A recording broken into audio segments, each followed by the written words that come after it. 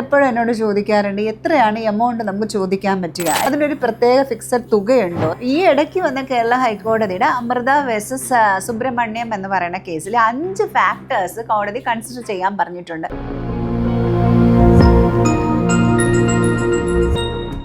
ഭർത്താവിൽ നിന്ന് ചിലവിന് ചോദിക്കാൻ വേണ്ടിയിട്ട് മെയിൻ്റനൻസ് കേസുകൾ വരുമ്പോൾ എപ്പോഴും എന്നോട് ചോദിക്കാറുണ്ട് എത്രയാണ് ഈ എമൗണ്ട് നമുക്ക് ചോദിക്കാൻ പറ്റുക, അല്ലെങ്കിൽ എത്രത്തോളം നമുക്ക് കോടതിയിൽ നിന്ന് അവാർഡ് ചെയ്ത് മേടിക്കും, അതിനൊരു പ്രത്യേക ഫിക്സഡ് തുകയുണ്ടോ എന്നൊക്കെ പറഞ്ഞ ഒരുപാട് ചോദ്യങ്ങളുണ്ട്. എനിക്ക് തോന്നുന്നു എല്ലാവർക്കും അതൊരു അറിഞ്ഞുകൂടാത്ത റെഗുലറായിട്ട് വരുന്ന ഒരു ചോദ്യം കൂടെയാണ്.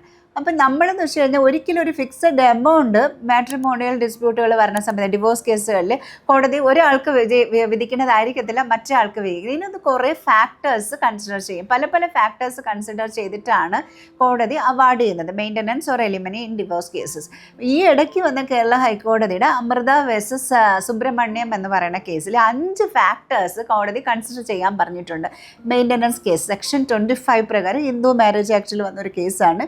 ഡിവോഴ്സ് കേസിൽ എലിമനി ഓർ മെയിൻ്റനൻസ് അവാർഡ് ചെയ്യുമ്പോൾ 5 ഫാക്ടേഴ്സ്, അതിൽ മെയിനായിട്ടുള്ള ഫാക്ടേഴ്സ് എന്ന് പറയുന്നത് എലിമനി കൺസിഡർ ചെയ്യുന്ന സമയത്ത് അല്ലെങ്കിൽ അവാർഡ് ചെയ്യുന്ന സമയത്ത് എത്രയാണ് അതിൻ്റെ ഡ്യൂറേഷൻ ഓഫ് മാരേജ്, എത്ര വർഷമായി അവർ കല്യാണം കഴിച്ചിട്ട് എന്നുള്ളതൊരു മെയിൻ ഫാക്ടറാണ്. അതായത് 1 വർഷമാണോ 2 വർഷം, അത് 20 വർഷമാണോ 25 വർഷമാണോ, അപ്പോൾ ആ മാരേജിലുള്ള ഇൻവെസ്റ്റ് ചെയ്തിരിക്കുന്ന ആ ഒരു അവരുടെ ലൈഫ് ഉണ്ടല്ലോ, അത് തന്നെയാണ് ഡ്യൂറേഷൻ ഓഫ് ദ മാരേജ് മെയിനായിട്ട് കൺസിഡർ ചെയ്യണമെന്ന് പറഞ്ഞിട്ടുണ്ട്. രണ്ടാമത്തേതെന്ന് പറയുന്നത് ഏജും ഹെൽത്തും. അത് 2 പാർട്ടീസിൻ്റെയും അവരുടെ വയസ്സ് എത്രയാണ്, അല്ലെങ്കിൽ അവരുടെ ഹെൽത്ത് വൈസ് അവരെങ്ങനെയാണ്, ജോലിക്ക് ചെയ്യാൻ പറ്റുന്ന ആളാണോ എതിർഭാഗം നോക്കും. അതേപോലെ അവർക്കും ജോലി ചെയ്യാനുള്ള കപ്പാസിറ്റി ഉണ്ടോ, അല്ലെങ്കിൽ അവരുടെ ഹെൽത്ത് എങ്ങനെയാണ്, അല്ലെങ്കിൽ അവരുടെ ഏജ് എത്രയാണ്, ഏജ് ഓവറായോ, അപ്പോൾ ഇനി ഒരു ജോലിക്ക് ചാൻസ് ഉണ്ടോ, ഇങ്ങനത്തെ പല കാര്യങ്ങളുമാണ് ഏജും ഹെൽത്തും. പിന്നെ മൂന്നാമതായിട്ട് വരുന്നതെന്ന് വെച്ച് കഴിഞ്ഞാൽ അവരുടെ financial and non financial contribution to the മാരേജിൽ അവർ സാമ്പത്തികമായിട്ട് സഹായം ചെയ്തിട്ടുണ്ട്.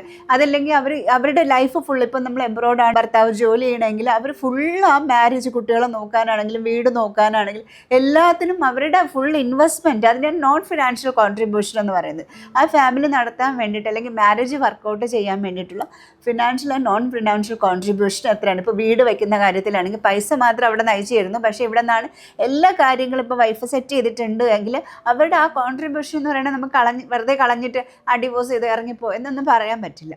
അത് മെയിനായിട്ടുള്ളൊരു തിങ്. പിന്നെ വരുന്നത് എന്ന് പറയുന്നത് അവരവരുടെ ലൈഫ് സ്റ്റൈൽ, അതായത് ഒരു സ്റ്റാൻഡേർഡ് ഓഫ് ലിവിങ് കൺസിഡർ ചെയ്യണം എന്ന് പറഞ്ഞു. ഇപ്പോൾ അതവർ വിവാഹ ബന്ധത്തിൽ നിന്ന സമയത്ത് അവരെങ്ങനെയാണ് ജീവിച്ചിരുന്നത്, അതേപോലെ ആ ഒരു ലൈഫ് സ്റ്റൈൽ അവർക്ക് മെയിൻറ്റെയിൻ ചെയ്യണം. ഇപ്പോൾ കല്യാണം കഴിഞ്ഞു എന്ന് പറഞ്ഞിട്ട് അവരുടെ ആ ലൈഫ് സ്റ്റൈലും താഴോട്ട് പോയി അവരത് അനുഭവിക്കാനുള്ള ഇട വയ്ക്കാതെ അവരുടെ സ്റ്റാൻഡേർഡ് ഓഫ് ലിവിങ് എന്ന് പറയുന്നത് മെയിനായിട്ട് കൺസിഡർ ചെയ്യും. നമ്മളിപ്പോൾ എന്താ വെച്ച് കഴിഞ്ഞാൽ നല്ല രീതിയിൽ ഒരു ലക്ഷറി ആയിട്ടും നല്ല രീതിയിൽ കാറിലും ഒക്കെ ജീവിച്ചുകൊണ്ടിരുന്ന ആൾ പെട്ടെന്ന് വന്ന് താഴോട്ട് പോകുക എന്ന് പറയുന്നത് മെൻ്റലി അവർക്ക് കൊടുക്കുന്ന ഒരു ബുദ്ധിമുട്ടാണല്ലോ. അതിന് സ്റ്റാൻഡേർഡ് ഓഫ് ലിവിങ്. അതേപോലെ ഭർത്താവിൻ്റെത് നോക്കും, അയാളുടെ കപ്പാസിറ്റി എത്രയാണ്, അല്ലെങ്കിൽ അവരുടെ ജീവിത രീതി എങ്ങനെയാണ്. അതേപോലെ ഭാര്യയ്ക്കും കുട്ടികൾക്ക് ആ ഒരു ലെവലിൽ ജീവിക്കാനുള്ള എല്ലാ അവകാശവും ഉണ്ടല്ലോ, സ്റ്റാൻഡേർഡ് ഓഫ് ലിവിങ്.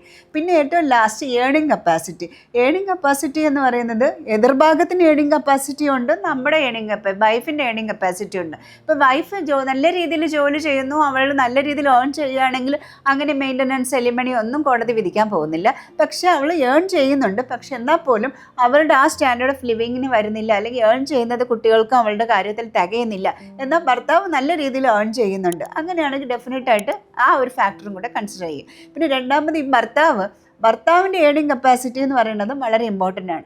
ഒരു സാധാരണ ഒരു കൂലിപ്പണി ചെയ്ത് ജീവിക്കുന്ന ഒരാളിൽ നിന്ന് കോടതി ഒരിക്കലും അത്രയും വലിയൊരു എമൗണ്ട് കൊടുക്കാൻ വേണ്ടിയിട്ട് അവാർഡ് ചെയ്തില്ല. അപ്പോൾ അദ്ദേഹത്തിൻ്റെ ഏണിംഗ് കപ്പാസിറ്റി മെയിനായിട്ട് നോക്കും, നമ്മൾ ആവശ്യപ്പെടുന്ന അവരുടെ മെയിൻ്റനൻസ് ഏണിംഗ് കപ്പാസിറ്റി നോക്കും. ഇപ്പോൾ സെക്ഷൻ 25 ഹിന്ദു മാരേജ് ആക്ടിലാണെങ്കിൽ ഭാര്യയാണ് എലിമണി ചോദിക്കുന്നതെങ്കിൽ അയാളുടെ ഈ ഇത്രയും ഫാക്ടേഴ്സ് അവർ കൺസിഡർ ചെയ്യും. ആദ്യഭാഗവും പ്രതിഭാഗത്തിൻ്റെയും ഏണിംഗ് കപ്പാസിറ്റി, ഫിനാൻഷ്യൽ സ്റ്റെബിലിറ്റി അതൊക്കെ കൺസിഡർ ചെയ്യും.